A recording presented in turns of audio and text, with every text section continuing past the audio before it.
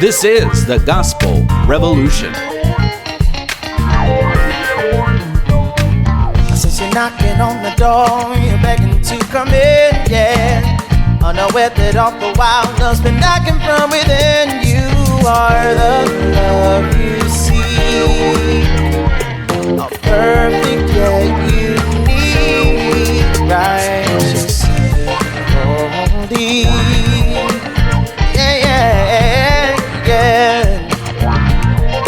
Here's the founder and president of the Gospel Revolution, Michael Lilborn Williams. Good morning, afternoon, evening. Daniel Thomas Rouse. Well, the world can't see you, but Michael, you are looking quite well today. Dapper. Dapper.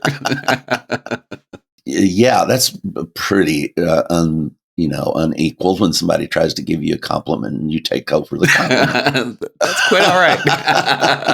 Let me refine your compliment for you just a little bit here. And I would say dapper's not one of the things that I look or feel like this morning. However, gosh, I just have a way of talking about me all the time. I don't know how to do it. And Daniel, you are looking exquisite. Ooh, that's a good Yeah. adjective. So there you go.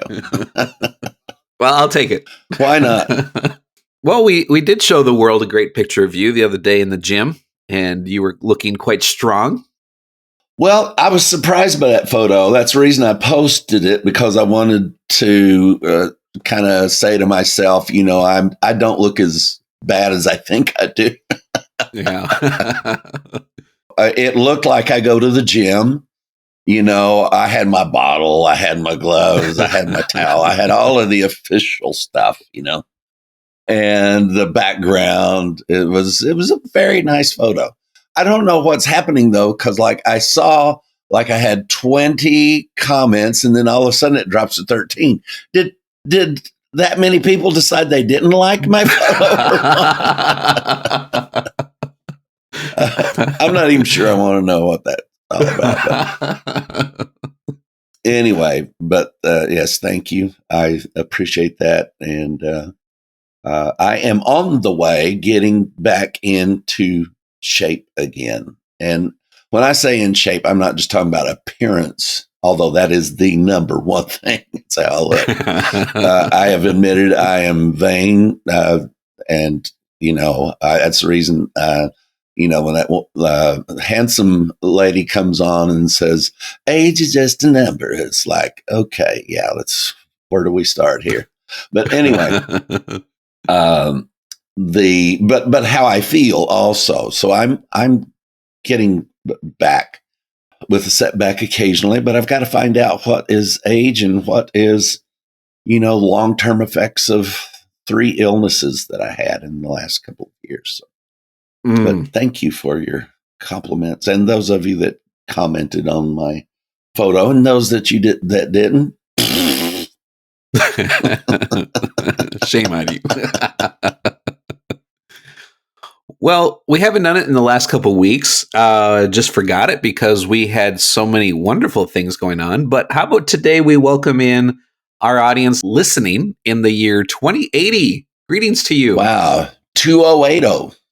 2080. That's what they'll say, I bet. 2080. This is 2080. Man, I'm telling you, talk about pace setters and trendsetters. When you set the pace for 2080, and that's exactly the way they'll say it, and some AI will pick us up and say, hey, these guys said we were going to say this way back then. So, and that's how convinced we are. In 2080, you're going to be here, because we know the Hebrew scriptures. We know that Jesus fulfilled his work. Jesus didn't come to. I was getting some messages from Chris again, and I wasn't able to look at them completely, but I noticed one part that he said that Jesus, the Son, didn't come to do the dirty work. And it's like, I've not read through that, but I agree. Jesus didn't come to do the dirty work. He came to finish them. and the incredible work that was started in as we've gone into Genesis and the series on creation. And I am a creationist. I think science is creationist.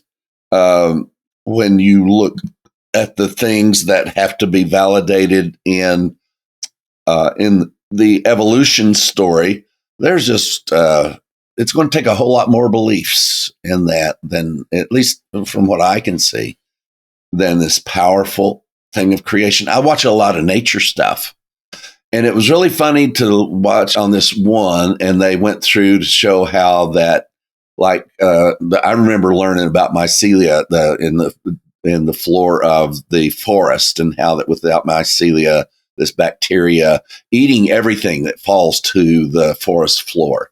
And it is connected. It's a one organism that spreads throughout. It's the largest organism on Earth, I think they call it. And but it'll span hundreds of miles even, and it's one thing. And that actually connects, and how it connects to actually different continents, and how that all of everything is connected together into the ocean, onto the land, up to the mountains, down to the sea. All of it is interconnected. And then they say, and if anyone, of course, threatening everybody with the end of the world, if any one of these life forms ever goes extinct, it will all die, because it's all interchangeable. And then they'll go on and talk about evolution. It's like, wait a minute. You just explained how that every one of these organic parts of our makeup of creation all have to be in place all at one time, or none of it works.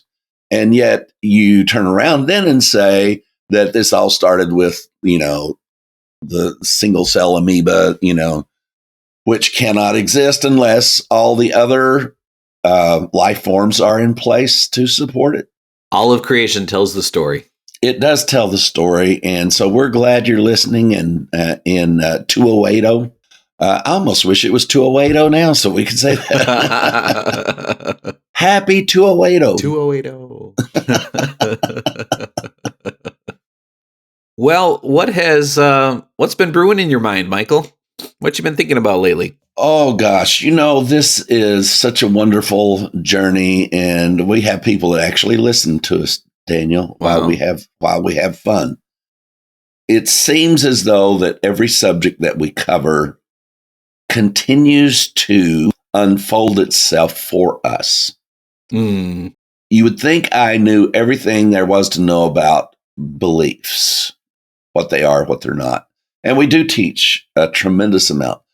But then you begin to allow just the reality of what beliefs are. And I think my newest, clearer view of all of this is that there are not two people on earth that believe the same thing. Mm-hmm. And it just does something for freedom in me. I expect everybody I meet is going to have some point of disagreement with me, but that's not the basis of anything. If you're going to divide from somebody because of a belief, then goodness gracious, we're all going to live completely isolated lives. Yeah.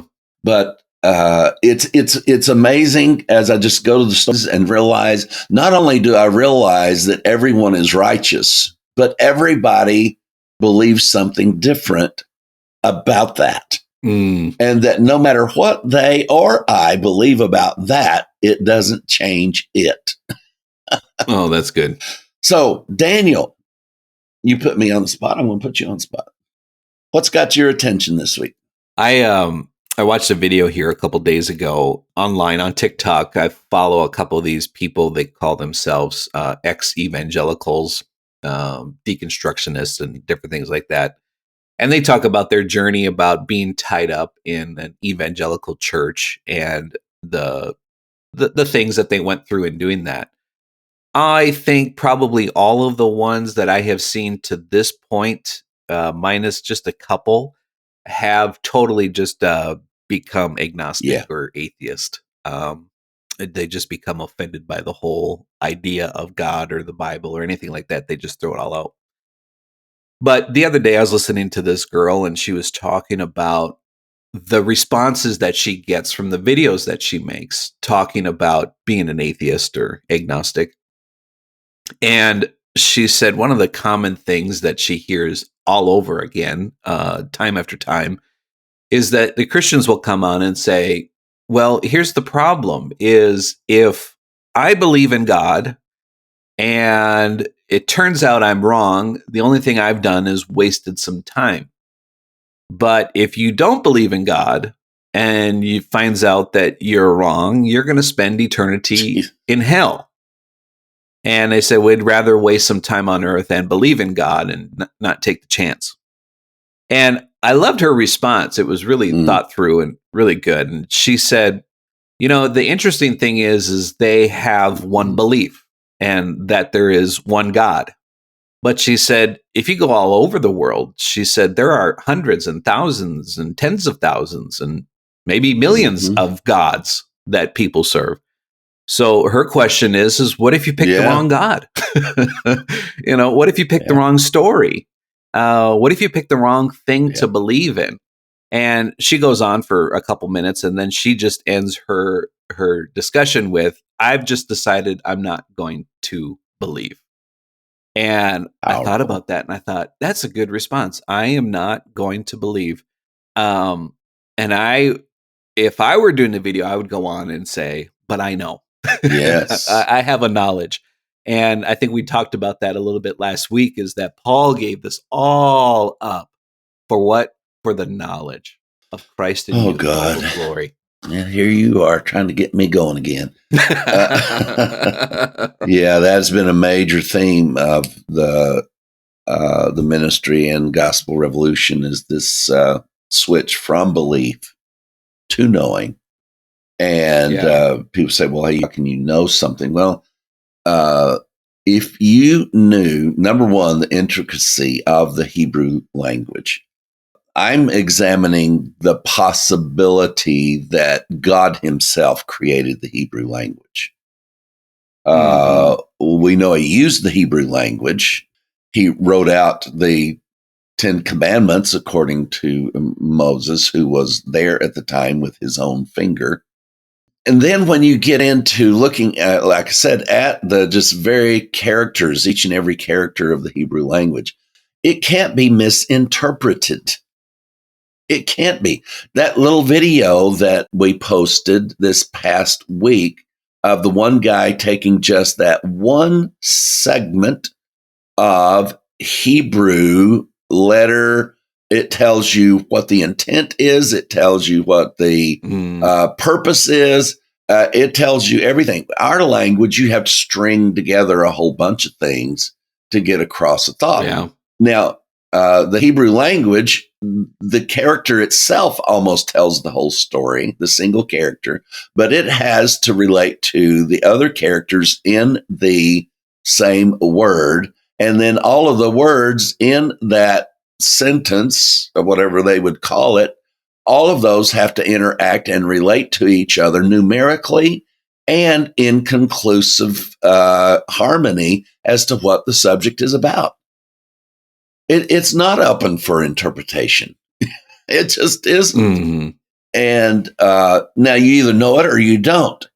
And I've watched a couple of videos, and I'm just amazed at the people they turn to for Hebrew scholars, and they just don't know the Hebrew scriptures. They're good at being able to know what a individual part of it means as far as the Hebrew text is concerned, biblical or not.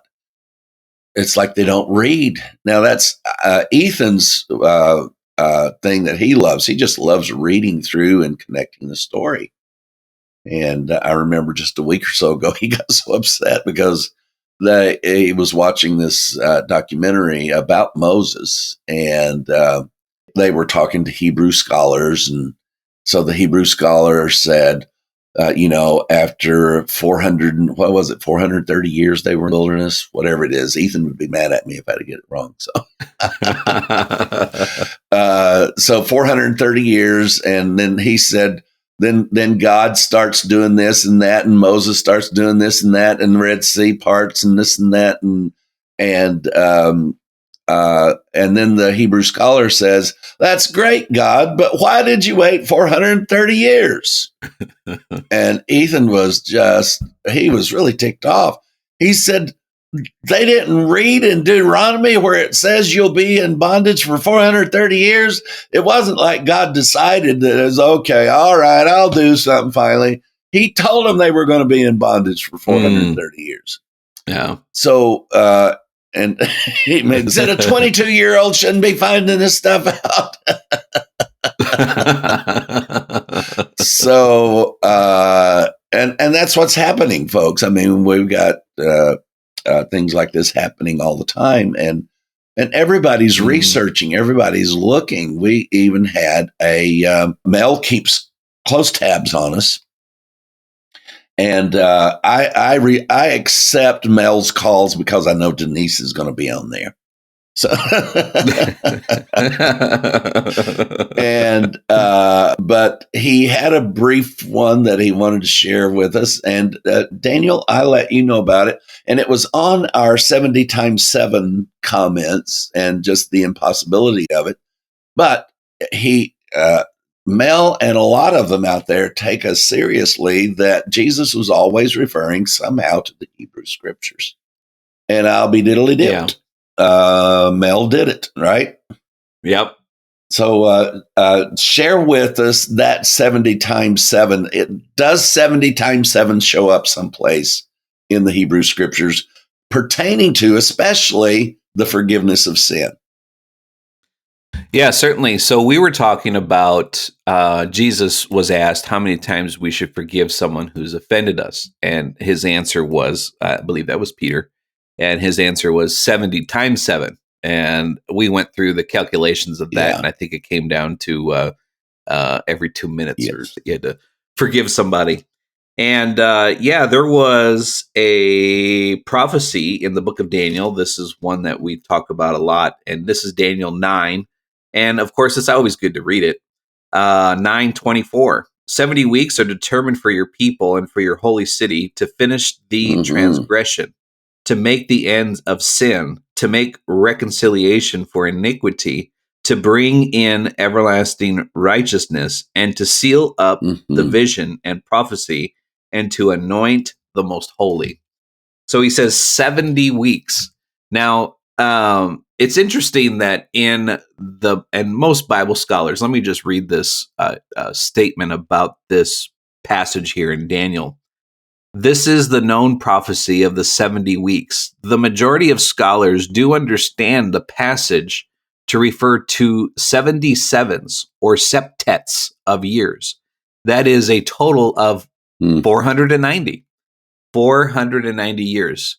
Now, if you follow that in the biblical history from the time of these prophecies and when they were established and up to the cross, I mean, to the moment up to the cross was exactly 490 years. And all of Christianity, because they can't accept the definitive conclusion of forgiveness of all sin, the obliteration, not just the forgiveness of sin. This Daniel actually prophesied the end of sin.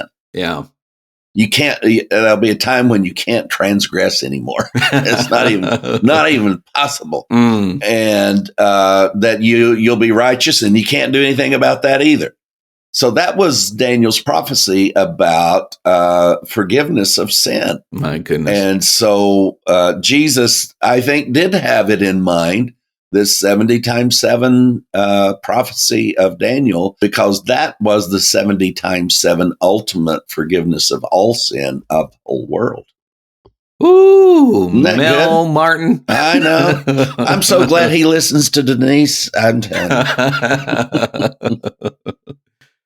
When I learned this from you, Michael, here in Daniel, of course, I was just listening to the GR at the time, and you and Don going through this several times what you have done over the years, and it really hit me. And at the same time, I think it was in that 7 pillars teaching where you talked about the end of sin, and this was one of the pillars. Mm.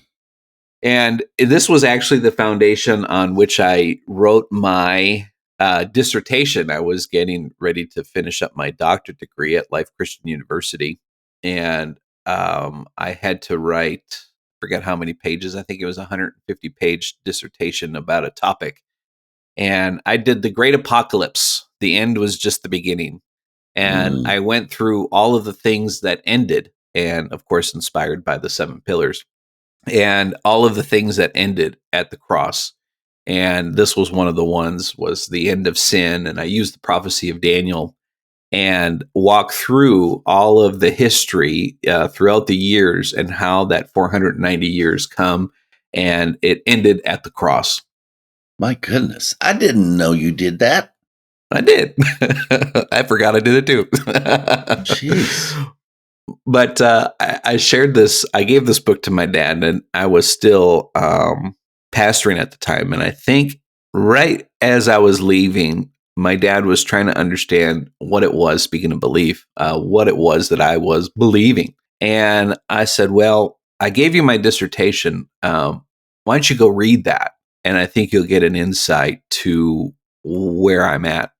Now, of course, I would love to go back in and rewrite some of that because I've learned so much from there.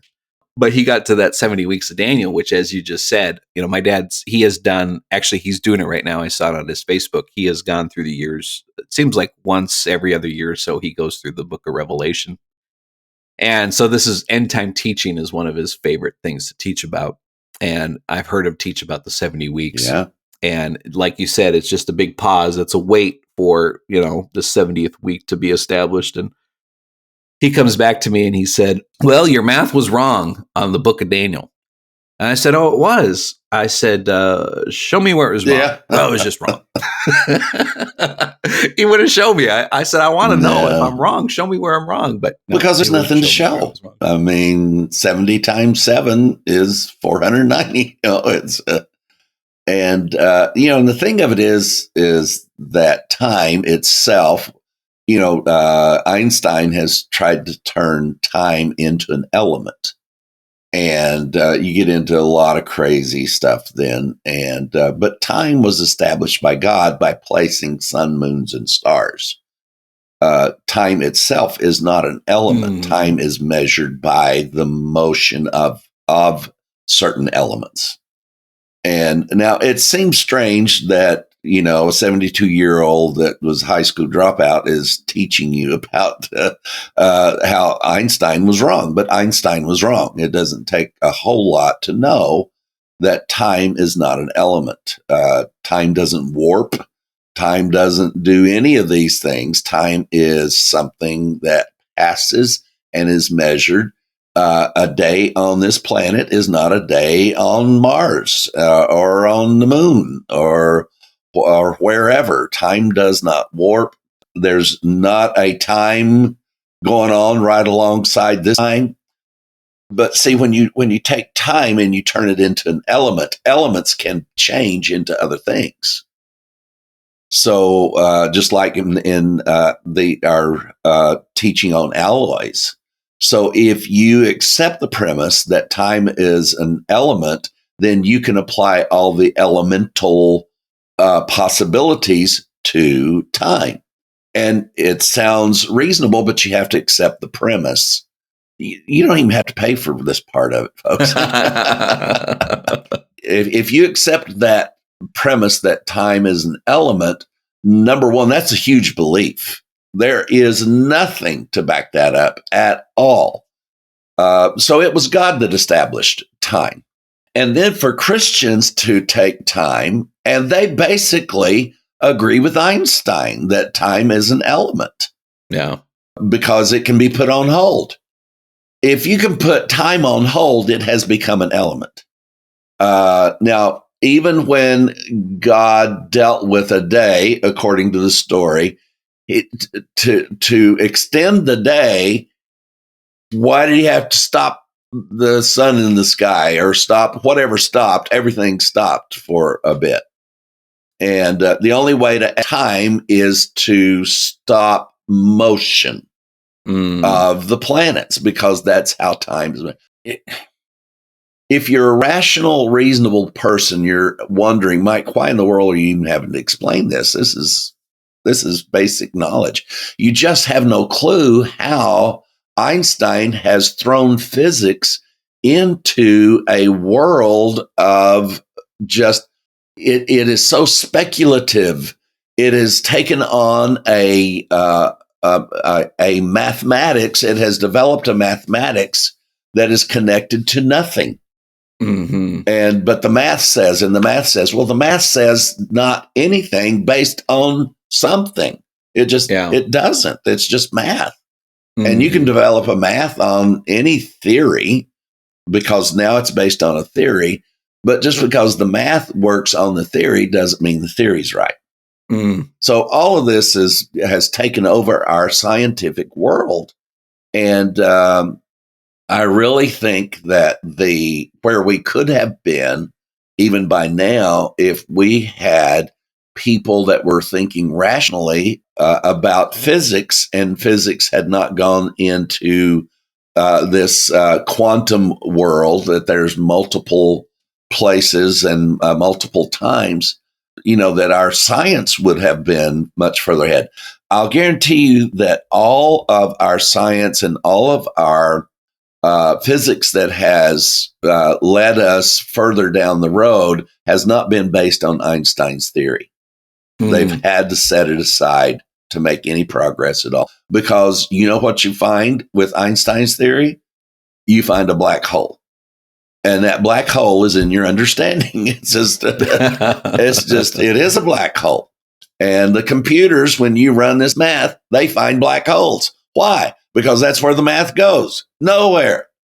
And they call that a black hole, and that's now their reality.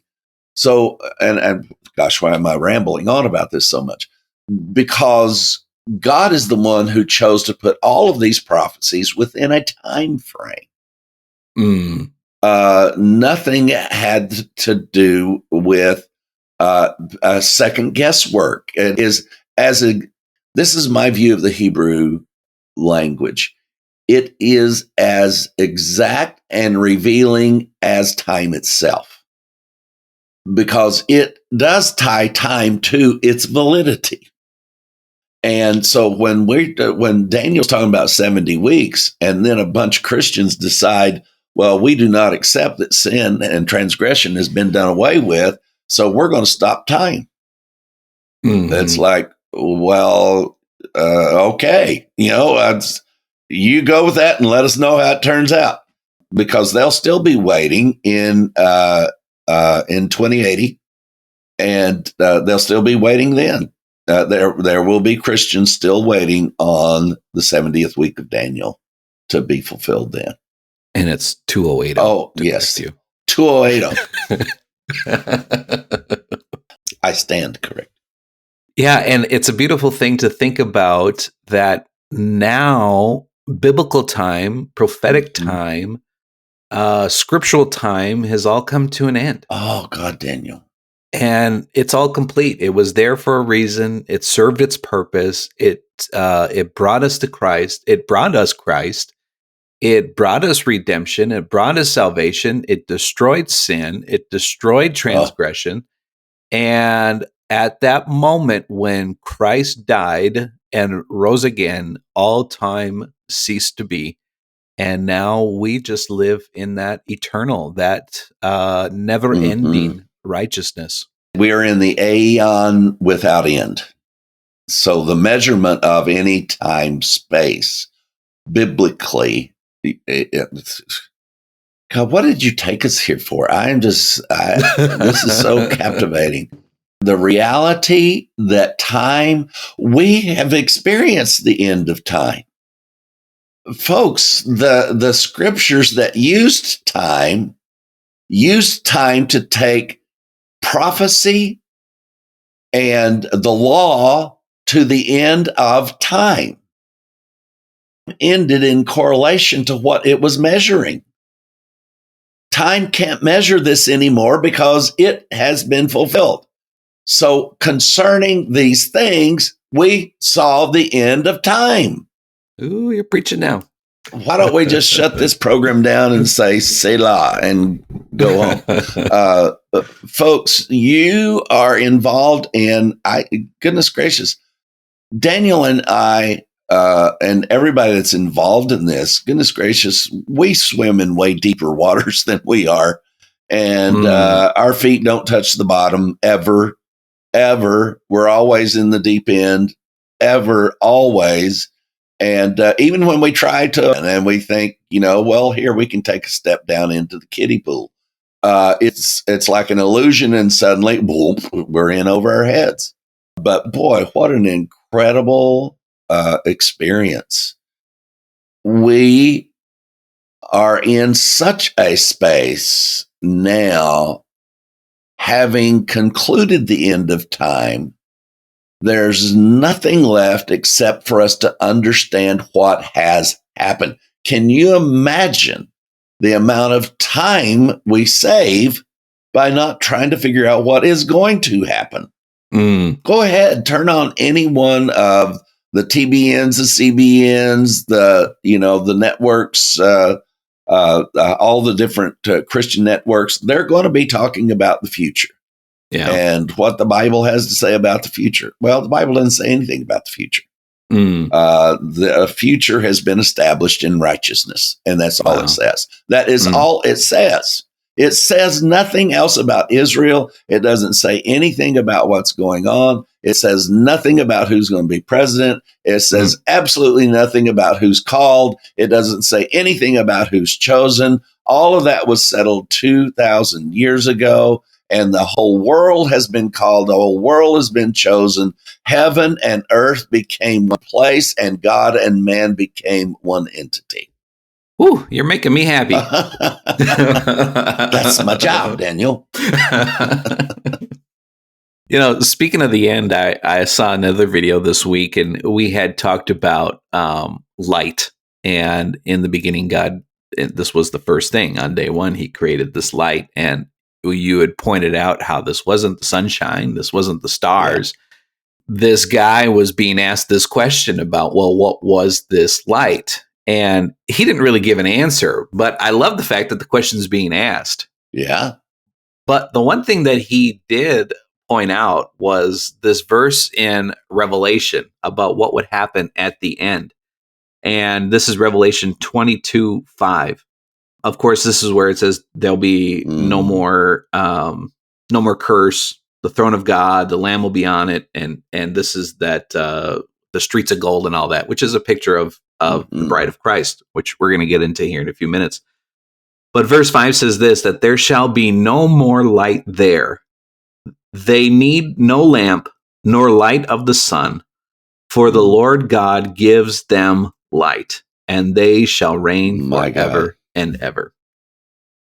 That's that light. That's that new creation, that you are the light of the world. The sun is no longer needed, and time is no longer needed, because here at the end, he is the light. And where did he put that light? In each and every one of us, by merging his life with ours. Man, and Daniel, look how specific the timestamp is on this. When is this a reality? It's when the curse is taken away.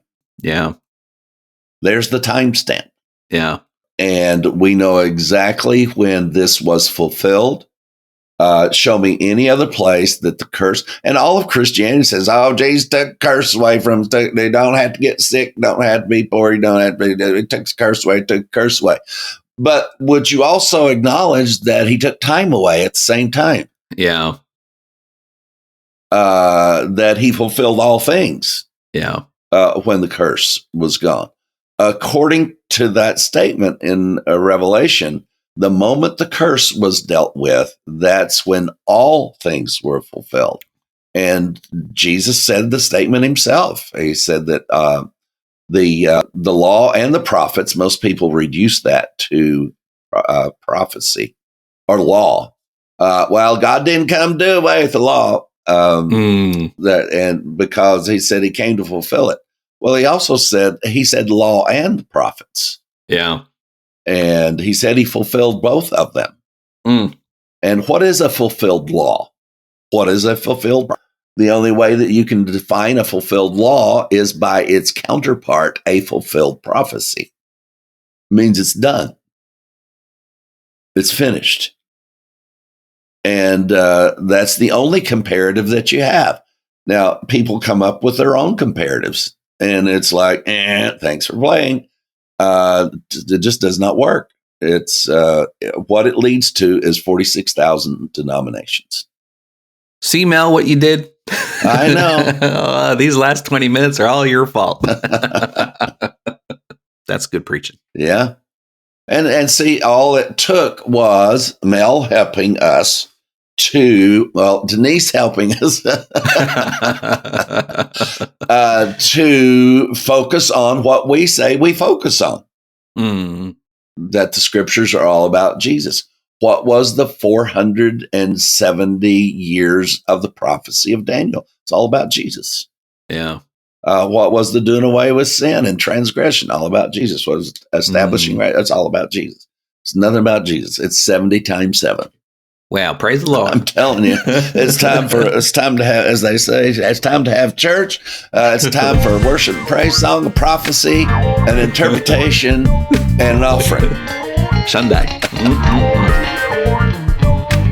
Since you're knocking on the door, you're begging to come in, yeah. Unaware that all the while love's been knocking from within. You are the love you see. A perfect yet unique, righteous, holy. Yeah, yeah, yeah. When you feel lost and alone, staring at the unknown, and these words be the cause that guides you back home. We are one, we are love, we are.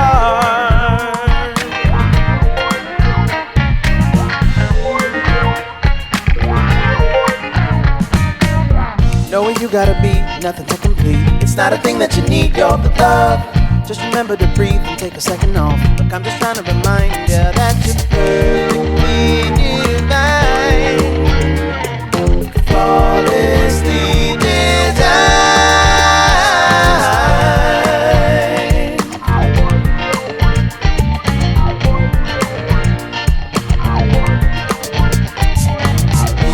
When you're lost and alone, staring at the unknown, let these words be the compass that guides you back home.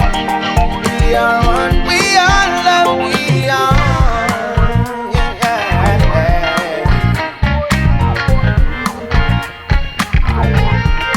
We are love.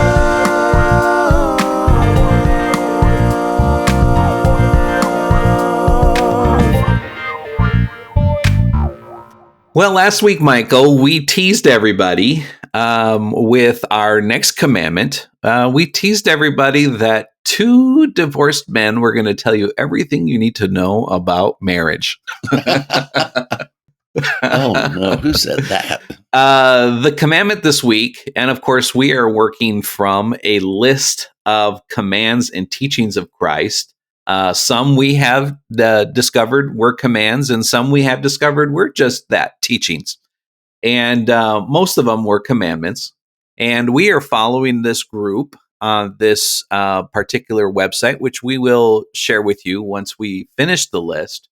And we'll do that on purpose, with a purpose, as Glenn would say. And we're going through this list one by one and looking at it and saying, okay, is this a commandment that we need to follow today? Number 1, is it a commandment of Christ? Number 2, what's the context? Number 3, is it something that we are to follow today? And I don't think we have found one commandment that we have yet to follow today. I know we haven't. There was some teachings that we said, that's some pretty good advice to live by, such as being wise as a serpent and harmless as a dove. That's a good principle to live your life by. And that brings us to today, honoring marriage. And this is in Matthew chapter 19. Of course, Jesus was being asked about divorce. And they asked him, is it lawful for a man to divorce his wife for a just any reason? And the commandment comes in here in Matthew chapter 19 and verse 4. And he answered and said unto them, have you not read that he which made them at the beginning made them male and female, and said, for this cause shall a man leave his father and mother, and shall cleave to his wife, and the twain shall be one flesh. Wherefore they are no more twain, but one. What therefore God has joined together, let no man put asunder. Is cleave the same as clingy?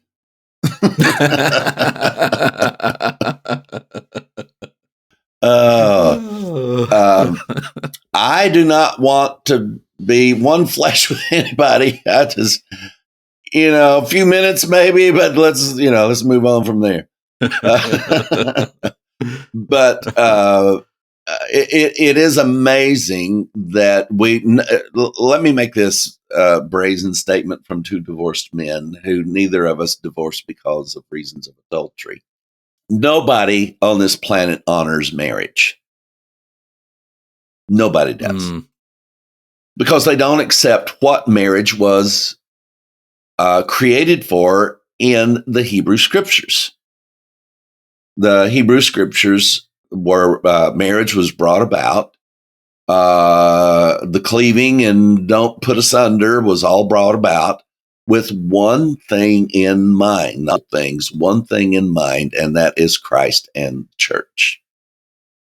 Yes. So now we have everybody trying to define what marriage is. Well, I don't think there is such a thing as defining what marriage is. Quite honestly, it's whatever you say it is, because everybody's definition of it, even between a male and a female, it's different. And those differences need to be respected. And it's when people get in and say, no, the man's got to do this, the woman's got to do that. And, that's what's wrong with America today, is that, women don't stay home and men aren't ruling over women. Well, that is not true. That's as far out as I want to stick my neck on current situations, because it has to do with the misconception of marriage altogether. So, but the power, I remember, Daniel, when I first started realizing, let no man put asunder. Oh my gosh. Let no man, nobody can, once they become one, nothing can separate. And and I have a lot of friends that they like thinking that nothing was ever apart. But and of course, a lot of them will say, well, man was never separated from God, and that is a true statement. But man was never joined to God until the cross. God and man did not become one entity until the cross. There was not a place where God said, "Phooey on you, I'm throwing you away." Now, it does say, as our little clip was able to explain to you, that in just one stroke of a Hebrew letter, it affirms that God said, had emotions that were very negative about mankind. And he said, I wish I'd never made you. We really have our spirituality needs, for some reason, to sanctify God. And God needs no sanctification. If God were to, which this is not even in a realm of even possibility, because now God lives in everyone, the diffusion of the light. You ever seen a light diffuser? Yep. What it does is takes light and it points it in endless number of directions and consistencies. So it'll take a light that would be just glaring at you, and it will diffuse that light into a whole panel of just one intensity of light through a multitude of little tiny openings. That's a light diffuser. So I sound smart sometimes. You are smart.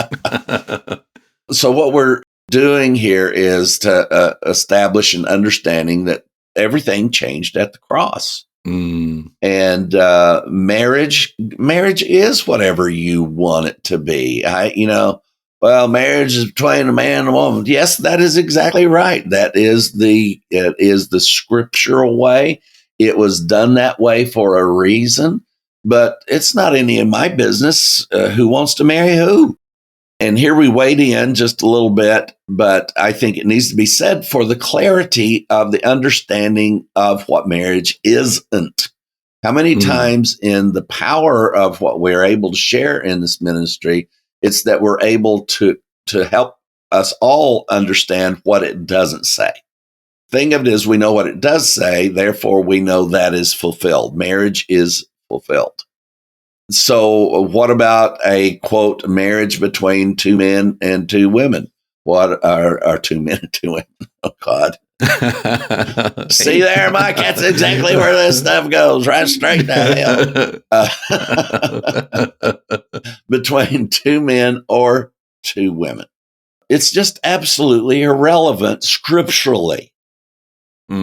It has nothing to do with what you are honoring or dishonoring the scriptures, because the scriptures were fulfilled. It's like them still waiting on the 70th week of Daniel. It is irrelevant. I remember when it finally hit me, goodness, I'd been married 10 years at least. And I realized that what I was in was something that was created by the government.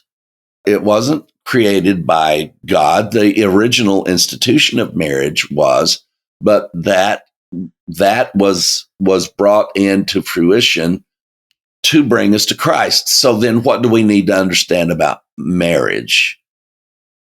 And nothing today applies to what scriptural marriage is. So, Daniel, what are some of the basics about, anybody watch a Hallmark? I hope you don't.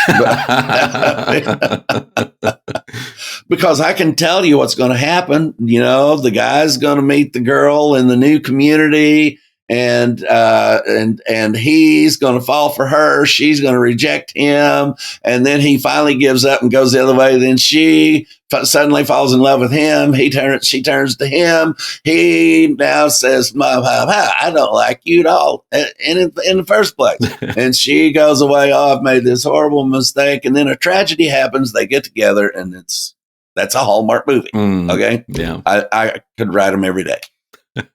And, leaving out the Hallmark version of who chooses who to be with whom, when, where, and what do the scriptures tell us? Well, one of the instances that comes to mind right away was when they were looking for a wife for Isaac. It said that he left to go find Isaac a wife. The father left. So he went on a journey, and that particular journey was specifically to find Isaac a wife. Yeah. And so what do we see in that is we see that the marriages weren't a man picking a girl or a girl picking a man. It was the father who would go out and arrange this marriage. And there was a whole custom that went with it. There was a gift that was brought by the groom, the groom's family. The father brought the gift to another father. And then when their families join together, then you have the wife, her family brings a gift to that family. So we have number one thing that we see in the scriptural account of what marriage is. It was specifically chosen by the father. The father of which one? Of the husband. Okay. And in that, too, we also see that God gives some specific guidelines within the confines of the law of who is an acceptable suitor. And of course, as the law was given to the Jewish people, they were not allowed to go outside of that Jewish family. Mhm. It had Yeah. to be within that Jewish family. Again, because what is the story telling? It's telling Christ and the church, and Christ's seed is the seed of Abraham. So what are they doing? They're protecting that seed. And how do they do that? Through keeping marriage within the Jewish family. Mhm. So to have a scriptural marriage, you have to be Jewish. Yes.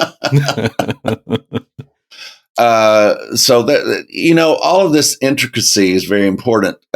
You stated something there that would spark my attention on something that we go back to in Ephesians 4 all the time, is that he received gifts. Mm.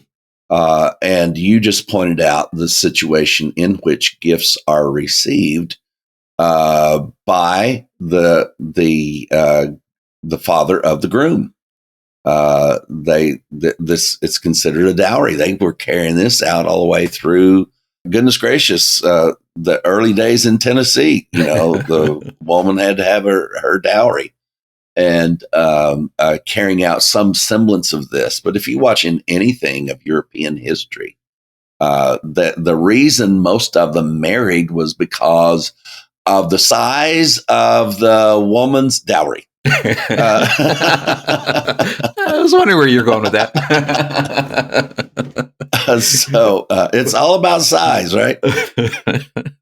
You always take this into the gutter. You always do. So, but that's absolute truth. I was just watching one about Edward II last night, and that's really how boring I am. And he picked a bride, and the whole thing was, how big is your dowry, Mm. And boy, she had it. And then she got there, and she had this little squeak box of a hairdo. Dear Lord, you talk about a hairdo that says, "I do not want to have sex with anybody." It was hers.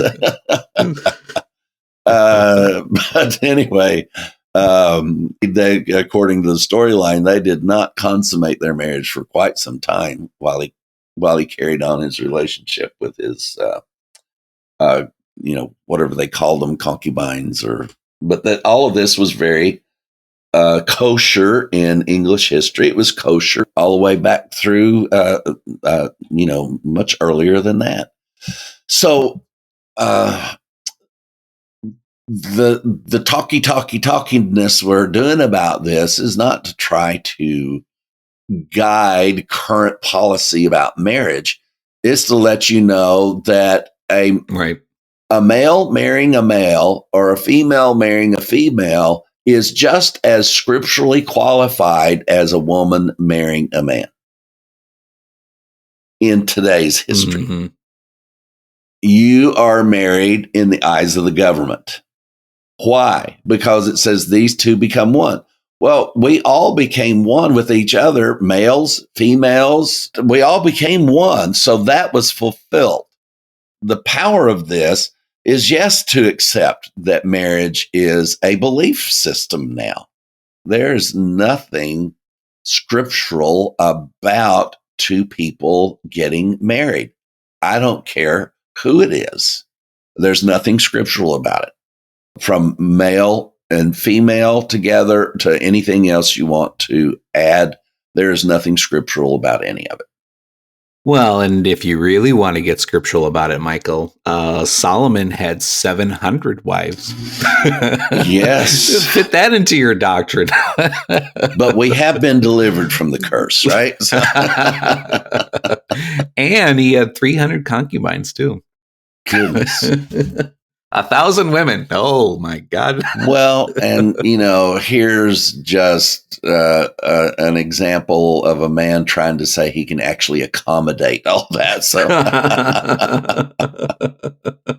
anyway, just my perception of men. In this teaching that Jesus gives here, the goal of marriage, or the end result in marriage, is that the two become one. Yes. And we stated this last week, is that how can you become one when you're already one? So post-cross, if all of us are one in God, with God, through God, then being married doesn't change that post-cross. We do not become one flesh. We are already one. Mm-hmm. Going back to my teenage years, of course, being raised in an evangelical home, one of the big things within that evangelical culture for teenagers is what is now called the purity culture, in that you'll keep yourself for marriage. And I remember so many times, I couldn't tell you how many times I saw this little image portrayed, is that, and it's always the girls who always get ripped on, because you always have one guy and he's got all these girls, and the girls would start with a piece of red paper that was cut out like a heart, and every man that they slept with got would rip a piece of that paper off. And then you have this poor girl that she, at the end of her experimenting, she picks a man to marry, and she goes to give him her heart, and there's nothing left. She's given it throughout all this. Goodness. And this is the image that's portrayed about sex and marriage amongst all of these young people. And so that when they get into marriage and they have had other partners or whatever, they get in and now they don't feel as whole. They don't feel complete. They don't feel like they have anything left to offer. And this is the image that is portrayed about marriage to young evangelical Christians today. And it's really, really a very bad image, because, again, what they have done is they have taken something that served a greater purpose than an individual, two people getting married. And it serves a purpose to show the story of Christ and the church and how that the two become one. And now, as Michael has said, what we make marriage today, that's a cultural thing. There's no spiritual implication to marriage today. I remember, Michael, the day that I got married, I was kind of expecting this spiritual experience. Yeah. Just like water baptism or all the other things. Yeah. And it just, I remember having communion and communion meant more at this moment, and all of this, and the rings and all of that. And it was a fun day, but, it wasn't any spiritual experience to be had in any way. And same thing with the day I got divorced. Nicole and I, we've had some conversations about this, and it was something that we both agreed this is the best decision for the both of us. And here we are sitting outside the courtroom, and it's funny watching other couples come in and to see the dynamic between the two of them. I mean, you have some that sit on one side of the room, and the others are on the other side. Some are there with their lawyers because they can't even talk to each other. And here Nicole and I are sitting on the bench right next to each other. We're laughing, having a good time. And, we get out and, we kind of high five each other and say, okay, where's the party? Yeah. And, but again, there was not this spiritual experience to be had that we had somehow ripped our heart into two. Yeah. Please let us emphasize, and I know Daniel would agree with this, we are not trying to minimize that at all. In fact, we'd like to maximize the issue of commitment to each other. Yes. Whatever you say you're going to do it. If you have entered into a vow with the person, this is not with God included, and you've promised them you're not going to have either sexual or emotional attachments that are outside of your relationship, then don't lie about it. Mm-hmm. There is on either side. And because, the divorce rate is now, I think it's about 55% right now. And I remember through my lifetime, it's gone up and up and up and up and up and up and up. Because when I was a kid in the 50s, the divorce rate was probably not 20%. Yeah. And it's been going up 10% every decade since then. The other part to consider about marriage and its implications today, if what God joined together, let no man put asunder, then you're going to have to deal with implications of the divorce. And of course, the pseudographical writings tell us very clearly that a man cannot be divorced and have any position in the church authority structure. Yeah, it's just amazing how that all of these things fit together. The writers who support that notion in Ephesians 4 of the church hierarchy, that they also incorporate the marriage, and they also put down the decrees about divorce, that you can't be a part of this if you're divorced. And so people just didn't divorce at all. They moved into different parts of the house or whatever, but they didn't divorce. Michael, the Apostle Paul, he talked about a great divorce that happened in Romans chapter 7. And he talks about how he refers to like the law and Christ as this great divorce that kind of happened. Let me read a few verses here in Romans chapter 7. It says, "Or do you not know, brethren, for I speak to those who know the law, for the law has dominion over a man as long as he lives. For the woman who is the husband is bound by law to her husband as long as she lives. But if the husband dies, she is released from the law to her husband. So then, if while her husband lives and she marries another man, she will be called an adulteress. But if her husband dies, she is set free from the law, so that she is no adulteress, though she has married another man.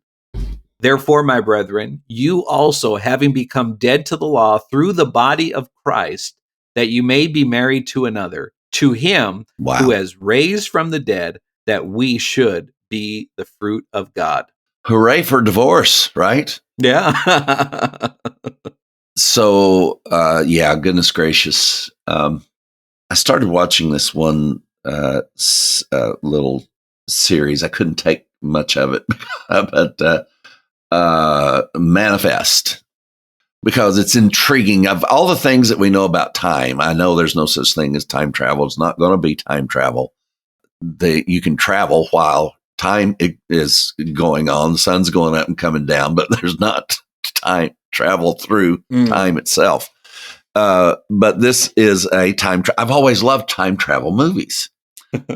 And so this show's about an airplane that took off from Montego in April of 2013 and to New York, and it landed in New York in October of 2018. So it's gone for 5 years, and they had some turbulence on the flight, and that was it. But when they landed, they started announcing, this is flight 823 coming in from Montego to New York, clearing for, and everything's silent. It's like, would you please tell us what flight this is again? Yes, it's flight 823. Can you tell us who's flying the plane? Can you tell us how many people are on board? So that type of, I like that. So then they land, and then the 5 years difference in the people who've lived for 5 years and the 5 years that nobody's aged on this flight. And this is probably the best advertisement this movie's ever had. So the mother before quotes to the daughter who was on this flight, Romans 8:23, all things work together for good to them that love God. So the flight was 8:23.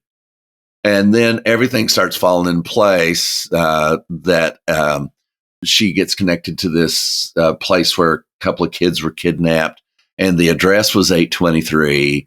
And then she winds up in church looking at the verses, and then I just have to stop then. It's like, I love the movie, just take the crap out of it.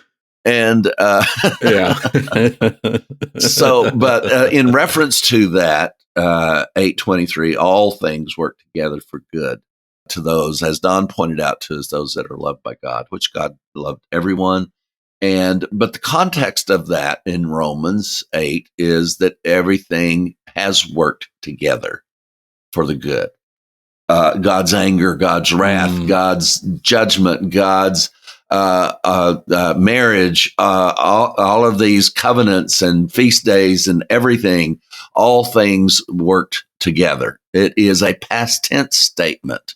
And that really is what we are saying here today. And probably every time we get on here is that's what we're saying to you. All things worked together for good. And even the parts didn't look good.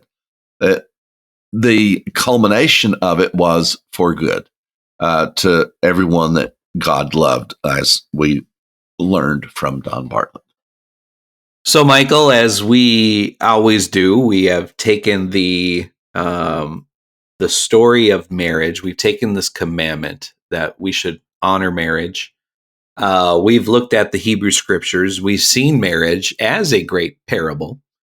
Leaves me with the question, Michael, spiritually speaking, are we required post-cross to honor a scriptural marriage? If the only thing that I can conclude is that scripturally there is no such thing as marriage. What that has become socially, what those are in social norms, inside each church, each synagogue, each Catholic church or Hinduism or whatever it is. If you're in those cultures, if you're in one of these cultures and you want to fit in that culture, then you'll probably need to follow along with this. But as far as you being able to say, as Daniel described to you, that the moment that you go through this, that something transformative is going to happen, it's not. It's just not going to happen. Marriage can be what any relationship can be. One of the things that I have observed, just about almost no matter how good the marriage is, the thing that brings most people together is a energy of sexual attraction. And I don't care who you're with, after 5 years, that attraction just is not like it was. Now, that's the point where that you have to decide, is there something more valuable here than a continued escapade of sexual experiences that are new and fresh and different? Or is there something in this relationship and keeping these commitments to each other that are more valuable than that? There's and I don't even, the issue of kids, and Daniel and I both had children involved in this. And I remember realizing that it is not divorce that harms kids. It is what the parents do to each other in the process of a divorce that harms the kids. In a lot of cases, divorce is the best thing that ever happened to a kid. Now we've got all of the Hollywood movies, about the kids being devastated. And, one of my favorite movies from back then was Parent Trap, the twin girls, and the one living in England and the one living in in Colorado. She's a country girl, and her little English twin was in the other side of the world. And they meet at a camp and they hate each other, until they finally realize they're sisters and blah, blah, blah. And I'm talking about the old one, the Brian Keith one. The new one's okay. But so you've got two movie critiques here today. The implication of all of those is that divorce is always bad on the child. And that just isn't always true. I've dealt with so many people that they feel they were abused by one or the other parent, but it seems that their greatest anger is toward the parent that didn't get them out of it, that had the ability to get them out of it, and they didn't do it.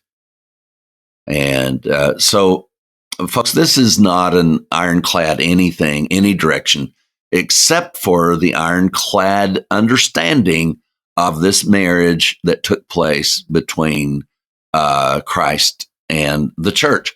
Remember, the church was in existence from, you can't be a bride that just manifests out of thin air. That just resolved so much for me, Daniel. Yeah. And to realize that the church began at the giving of the law, and that is the bride that Jesus married, even within the confines of that Jewish law, and all of that. He did take a Jewish bride, and but that Jewish bride becomes the entire earth, the entire habitation of the world. So the gospel story about marriage, as in the scriptures, is very much a gospel story. And it's a story of Christ and the church. And but post-cross and in relationships today, marriage, I think we could say, is not a gospel issue. Just not a gospel issue. And I appreciate you reminding us of that statement. It doesn't mean it's not an issue, and it doesn't mean it's not an important issue, but it is not a gospel issue at all. So whatever your persuasions are about marriage, they are your beliefs about marriage. Yeah. They are not, there's nothing that you could enter into as a marriage today that you're going to be able to say is fulfilling or being obedient to the scriptures. And so it is, we must leave you, family and friends. If you'd like to know anything about the gospel revolution, then call our office on 832-318-9339. And speak to us about how you want to participate. Or go to www.gospelrevolution.com and hit the connect link. You can find us on your favorite social media network, Facebook, Instagram, and YouTube. Please be sure to hit that subscribe, share, and like button on whatever platform you are listening. Now it's good night from Daniel Rouse in the frozen tundra. And it's good night from Michael Williams right here in the city that is under siege by springtime. Daniel called me. I've laughed at him every time. Oh man, Mike, it's warm here today. How warm is it? It's 40 degrees. And it's like, oh, you poor baby. And then he called me this week and he said he was on his back porch and it was 80 degrees. And it's like he has finally come to his senses. I have arrived. He now knows what warm weather is. So, but if it's not, you fake it till you make it, right? Yeah, exactly. Think warm thoughts. Exactly. No negativity about this cold air. I don't even listen to the weather. Anyway, folks, you can tell we just have a blast doing this. Our intent is never to offend somebody with what we say or how we say it. Everything that we do has the warmth of heart for you as individuals and collectively as you're listening around the world. But we're also measuring our words as to what we say and how we say it. There are things that we want you to become more comfortable with, even the subjects that instead of crying about them, we really should be having some levity about some of these subjects. We've made them so unresolvably serious that there's just no way out. So Daniel and I never want to offend any one of you at all. And if we do, we will apologize. We don't have to tell you, justify ourselves. If there's something that we've said that offends you, we will apologize. We do not need to defend ourselves whatsoever. It doesn't make any difference whether we agree with you or not. If it was offensive to you, then it was offensive. Because our goal is to spiritualize it, to cast the net as far as we can, and to be able to encompass as many hearts into this wonderfully amazing gospel and gospel revolution that is sweeping this planet. And one more thing before we close, Michael, I wanted to give a shout out to Ethan. Those of you who may have noticed a couple new songs on the podcast, those are credit to Ethan and the great technology of AI. We have an AI gospel choir. We do indeed, and it does take some feeding AI the lines, and but then it arranges it all, and it's just been a lot of fun seeing that happen. And there's been things that we've started that have stopped because of the interruptions of just life itself. And Ethan is completely committed to the gospel. We were talking the other day. I apologized to him for ruining his life. I said, I really do apologize because, the gospel has placed you as a 22-year-old where that you really don't fit in anywhere, but at the same time, you can be comfortable anywhere you are. He has also been going through this wonderful big picture moments in his life, that this is not about him. And for somebody that's dealt with the things that Ethan did in the religion he was in, and the mental illness that ensued as a result of it, the more he knows that none of this was about him, and the personal nature of the impersonal gospel. That